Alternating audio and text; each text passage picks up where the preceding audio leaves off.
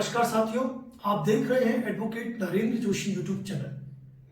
साथियों, सबसे पहले जो हमारे तमाम सब्सक्राइबर्स हैं, व्यूअर्स हैं, जो हमें फॉलो करते हैं, चाहे वो इंस्टाग्राम पे हो, चाहे वो फेसबुक पर हो, चाहे यूट्यूब पर हो, उन सभी को दीपावली के पावन अवसर की ढेरों शुभकामनाएं। और आज हम इस दीपावली के एक विशेष त्योहार पर एक विशेष जानकारी लेकर हम आपके सामने आए हैं और अपने अनुभवों को आपके साथ साझा करने आए हैं। साथियों, एक एडवोकेट के रूप में हमारा ये दायित्व बनता है कि हम आपको बाजार में चल रही, देश में चल रही जो महत्वपूर्ण घटनाएं, जो महत्वपूर्ण अपराध हैं या लोग जिन अपराधों के शिकार हो रहे हैं, हम उनकी जानकारी आपको साझा कर पाए और हम ये जानकारी दे पाए कि इस तरह के मामलों से कैसे बचा जाए। आप हमारा YouTube चैनल यदि पहले से देख रहे हैं तो आपने पाया होगा कि कई जनहित के मुद्दों को हमारे इस YouTube चैनल पर बेबाकी के साथ उठाया जाता है। अपनी बेबाक आवाज, चाहे वो सिस्टम के खिलाफ हो, चाहे वो पुलिस के खिलाफ हो, चाहे वो किसी नामी गिरामी हस्ती के खिलाफ हो, हमारी आवाज हमेशा जनहित में बुलंद हुई है। और यही कारण है कि आप पब्लिक का प्यार, सब्सक्राइबर्स हमें प्राप्त हुए हैं। उदयपुर में बकौल एडवोकेट हमने जो भी काम किए, उस काम के अंदर हमने हमारी जो भी जानकारी है वह आम जनता के ज्ञान के लिए, उनके अवेयरनेस के लिए पब्लिक में हमेशा साझा की है।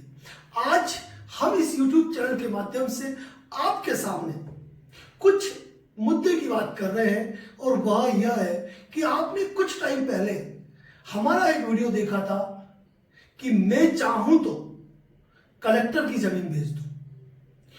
उदयपुर की नेता नगरी से जुड़े एक ऐसे व्यक्ति जिन्होंने लोगों के साथ धोखा किया और सरकारी जमीन को खुद की बताकर बेच दिया। ऐसे लोग भी हैं उदयपुर में जो खुले रूप से फोन पर यह कहते हैं कि मैं चाहूं तो कलेक्टर की जमीन बेच दूं।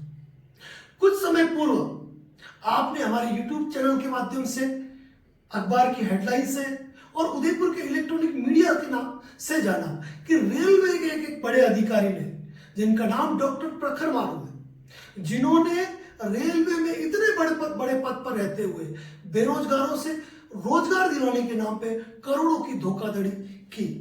यदि हम लाइन से लाइन चले तो आप हमारे YouTube चैनल में ऑनलाइन फ्रॉड की जानकारी भी पाएंगे, जहां पर एटीएम के नाम से, नेट बैंकिंग पासवर्ड के नाम से, पेटीएम, फेसबुक, OLX के माध्यम से लोगों ने किस तरह लोगों के साथ धोखाधड़ियां की है। इसके साथ आपने हमारा एक वीडियो यह भी देखा होगा कि उदयपुर के फुटपाथ ठग जो उदयपुर की जनता को लोन दिलाने के नाम पर उदयपुर में फ्रॉड कर रहे हैं।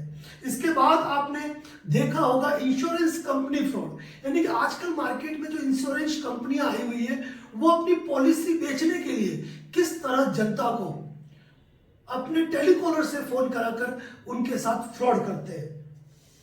बेकसूर सद्दाम की कहानी से तो आप वाकिफ होंगे ही होंगे। एक ऐसा व्यक्ति जिसको कि नकली नोटों की जानकारी हुई तो उसने एक सजग नागरिक का परिचय देते हुए पुलिस को उसकी सूचना दी। हुआ क्या, पुलिस ने उसे ही गिरफ्तार करके सलाखों के पीछे डाल दिया और 5 महीने की जेल की सजा भुगतने पड़ी उस इंसान को जो कि बेकसूर था। और ईद से पहले हमारा लक्ष्य था कि हम ईद उसका परिवार के साथ वो मनाए और वह कोशिश भी हमारे द्वारा सार्थक रही। तो यहां पर भी कहीं ना कहीं उसके साथ पुलिस द्वारा धोखा किया गया, पुलिस षड्यंत्र का शिकार हुआ वह व्यक्ति। पुलिस थाना जावर माइंस के अंदर देखा जाए तो उस थाना क्षेत्र के अंदर आने वाले लोगों को मुख्यमंत्री रोजगार योजना, प्रधानमंत्री रोजगार योजना के अंदर फर्जी चेक बांटकर लोगों के साथ धोखाधड़ी कारित की गई। टीचर भर्ती फ्रॉड से तो आप वाकिफ भी हैं कि राजस्थान का एक बहुत बड़ा फ्रॉड हुआ था जिसके अंदर एक बड़ी आवाज मुखर हुई थी। और इसके साथ ही DSGM इंडिया लिमिटेड, एक ऐसी कंपनी जिसने की बिजनेस मैगजीन पत्रिकाओं के अंदर यह प्रकाशित करवाया कि उसके जो मालिक है वह business tycoon of the year है और राजसमंद के लोगों के साथ जो धोखाधड़ी कारित की गई। इसके साथ स्टार भारत चैनल से आप वाकिफ भी है, सावधान इंडिया के एक एपिसोड के बारे में भी हमने अपनी बात आप लोगों के सामने साझा की थी।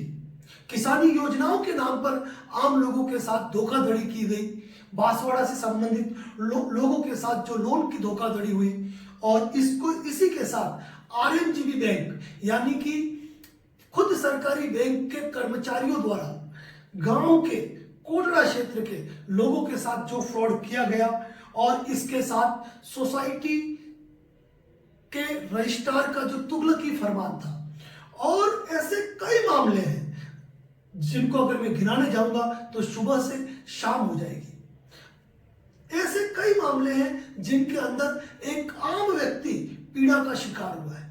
और आजकल एक सबसे बड़ा मुद्दा चल रहा है, वह हो रहा है ब्लैकमेलिंग का, कि आज की तारीख में किसी व्यक्ति के वीडियोस, फोटोज कोई व्यक्ति रख लेता है और उसके आधार पर एक आम जनता को ब्लैकमेलिंग कर रहा है। जब इस प्रकार की घटनाएं आम पब्लिक के साथ होती है तो आम पब्लिक पहले तो ये कोशिश करती है कि वह अपने स्तर पर निपटा ले।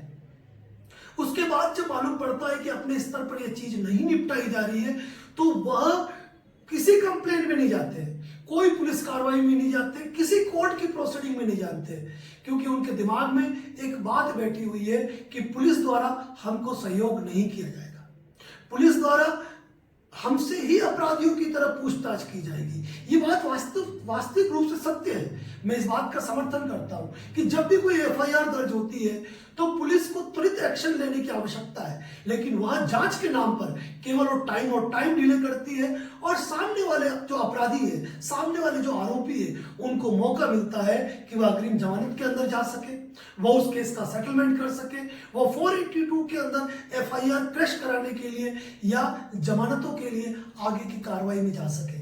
लेकिन जब गंभीर अपराध होते हैं उस मैटर के अंदर उनको वहां से रिलीफ तो नहीं मिलता है, लेकिन जो जस्टिस होता है वो जरूर डिले होता है। हम बात करेंगे आदर्श नवजीवन सहारा, ऐसी क्रेडिट कोऑपरेटिव सोसाइटी की जहां पर करोड़ों करोड़ निवेशकों का पैसा उलझा हुआ है।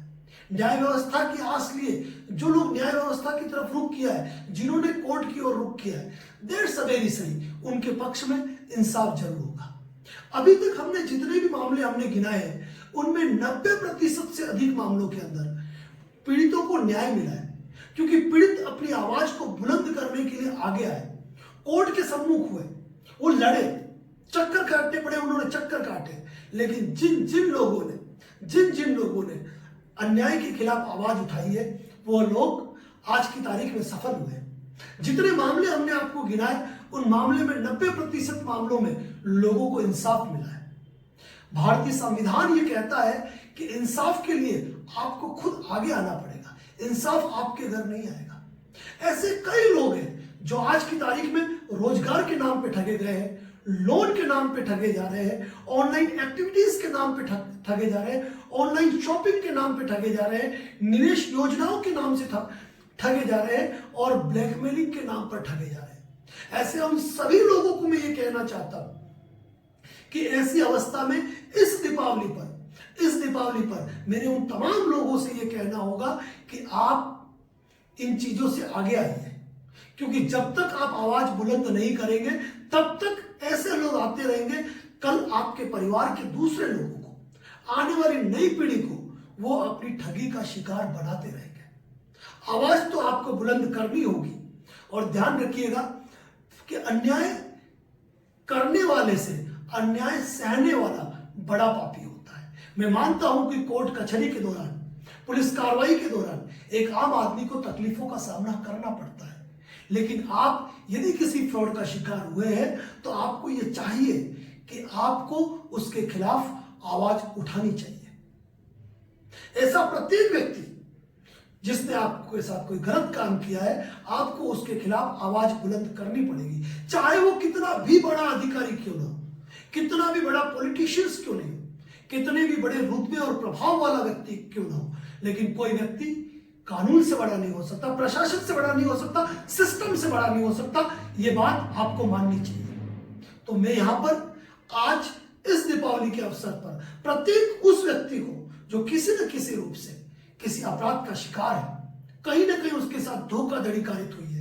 ऐसे तमाम लोगों से इस दीपावली संदेश पर ही यह संदेश देना चाहूंगा कि अपनी आवाज को बुलंद करना सीखें, अपनी आवाज को मजबूत करना सीखें, क्योंकि इंसाफ उन्हीं को मिलता है जो इंसाफ के लिए आगे आते हैं।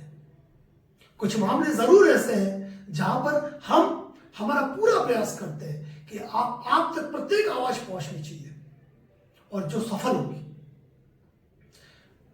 हमारे इस YouTube चैनल पे ऐसे अनेकों वीडियो हैं जिनको देखकर आपको यह एहसास होगा कि अगर हमारे साथ गलत हुआ है तो हमें हमारी आवाज बुलंद करनी चाहिए। इस दीपावली पर मैं सिर्फ आपसे यही कहूंगा कि यदि इस चैनल पर नए हैं तो इस चैनल को सब्सक्राइब जरूर करें और जनहित में ये आवाज प्रत्येक व्हाट्सएप ग्रुप तक, प्रत्येक टेलीग्राम ग्रुप तक, प्रत्येक फेसबुक पोस्ट पर इस वीडियो को शेयर जरूर करें, ताकि प्रत्येक उस व्यक्ति को जो इंसाफ के इंतजार में है उन्हें यह मालूम पड़े कि इंसाफ के लिए लड़ना पड़ता है। यदि आपके साथ कुछ गलत हुआ है तो उसके लिए आगे बढ़ना होगा। अपनी बात को यही समाप्त करता हूं। धन्यवाद। जय हिंद, जय भारत, जय राजस्थान।